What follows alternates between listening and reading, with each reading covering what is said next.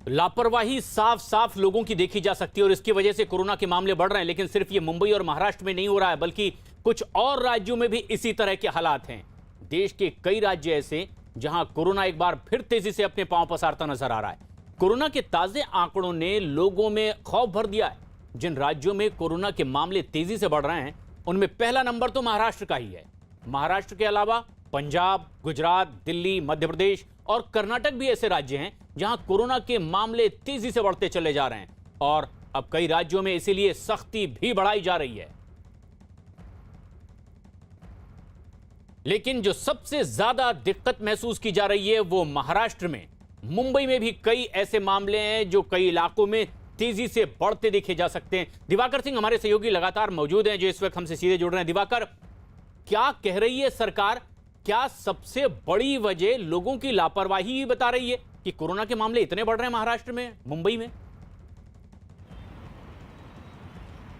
प्रशांत, देखिए, जो तस्वीर हमने दादर की अपने चैनल पर दिखाई है उससे कई चीजें समझ में आती हैं। पहली ये कि सरकार कागजों पर नियम कानून बना रही है, चेतावनी लोगों को दे रही है, लेकिन जो सख्ती बरती जानी चाहिए वो सख्ती बिल्कुल भी नजर नहीं आ रही है। मैंने दादर की तस्वीर फिर से आपको दिखा देता हूं, यही मौजूद हूं। आप देखिए, ये दादर की जो तस्वीर है, यहाँ पर बीएमसी का ये दावा था कि हमने जो हॉकर्स हैं उनके बीच सोशल डिस्टेंसिंग कर दी है, लेकिन सोशल डिस्टेंसिंग बिल्कुल भी नहीं है, यानी बीएमसी के दावों की पोल खुल रही है। दूसरी अहम चीज ये कि एक महीने पहले मुंबई में 8,000 एक्टिव केसेस थे, लेकिन जिस तरह की लापरवाही सामने आई, सख्ती नहीं बरती गई, आज के समय में 40,000 एक्टिव केसेज हैं मुंबई में एक महीने के बाद। तो इसे अंदाजा लगाइए कि किस रफ्तार से मुंबई में कोरोना इस वक्त बढ़ रहा है। तीसरी अहम चीज, आज से नाइट कर्फ्यू पूरे राज्य में लग जाएगा, लेकिन मुंबई में कितना असर देखने को मिलता है ये बड़ा अहम सवाल होगा कि आखिर क्या इसका असर देखने को मिलता है।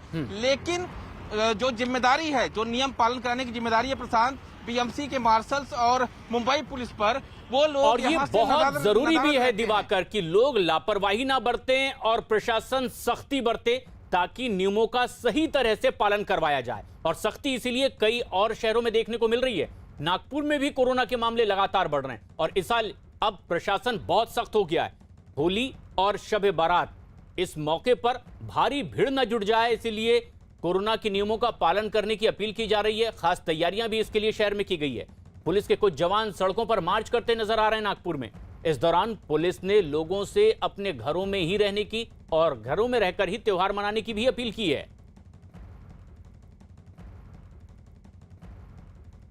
केंद्र सरकार देश में कोरोना की दूसरी लहर रोकने की हर मुमकिन कोशिश कर रही है। केंद्रीय स्वास्थ्य मंत्रालय के सचिव राजेश भूषण ने देश के 12 कोरोना प्रभावित राज्यों और केंद्र शासित प्रदेशों के साथ साथ शनिवार को एक बेहद अहम बैठक की है, जिसमें महाराष्ट्र, तमिलनाडु, कर्नाटक, पंजाब और इसी तरह के कई राज्य शामिल।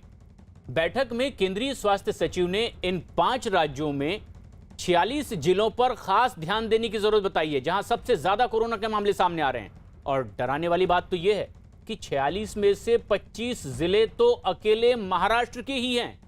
केंद्र ने कोरोना मामलों में तेजी से अब सख्त कदम उठाने की मांग की है और राज्यों से टेस्टिंग, आइसोलेशन, टीकाकरण और क्लिनिकल ट्रीटमेंट पर भी ध्यान देने की बात राज्यों से कही गई है।